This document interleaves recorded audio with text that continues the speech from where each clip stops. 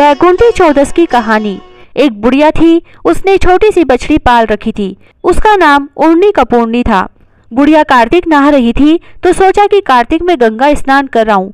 यह सोचकर गंगा स्नान करने चली गई और बछड़ी के लिए चारा पानी रख गई। अब बछड़ी ने चारा खाया और पानी पिया, लेकिन उसका रस्सी से पांव उलझा और वह पानी के कुंडे में गिर गई। वह पानी में तड़पती रही और अगले दिन उसने दिन व रात को ना तो चारा खाया और ना ही पानी पिया और उसमें पड़ी रही। उसी दिन बैकुंठी चौदस थी। अब बुढ़िया उसी दिन रात को गंगा स्नान करके वापस आई तो देखा कि बछड़ी अंतिम श्वास ले रही है। आते ही उसने बछड़ी को पानी से बाहर निकाला और उसको वस्त्र ओढ़ाया।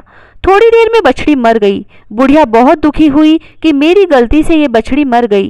वह पछता रही थी और सोच रही थी कि मैंने रस्सी ढंग से नहीं बांधी होगी। यह सोचती हुई रात को सो गई।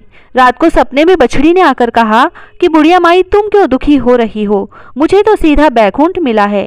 आज बैकुंठ चतुर्दशी है, मुझे तो मोक्ष मिला है और यह देह छोड़कर मैं राजा के घर एक कन्या के रूप में जन्म ले रही हूँ। तुमने तो पूरे महीने कार्तिक नहाई थी, मैं तो एक दिन ही नहा पाई। अगर तुम नहीं जाती तो मेरा बैकुंठी चौदस का स्नान कैसे होता? तुम्हारी वजह से ही मुझे मोक्ष प्राप्त हुआ है। बुढ़िया ने यह सुना तो बहुत खुश हुई और सोचा कि एक दिन के स्नान से ही बछड़ी को बैकुंठ मिल गया। इसीलिए अगर पूरा महीना नहीं नहा सको तो सिर्फ एक दिन ही स्नान, ध्यान, व्रत, उपवास, दान, पुण्य, ब्राह्मण भोजन, यज्ञ हवन कर लेवे तो बहुत ही पुण्य मिलता है। हे बैकुंठनाथ भगवान, जैसे आपने बछड़ी का मोक्ष करा वैसे सबका करना। कहता ने सुनता ने हुकारा भरता ने अपने सारे परिवार की रक्षा करना। जय श्री राधे।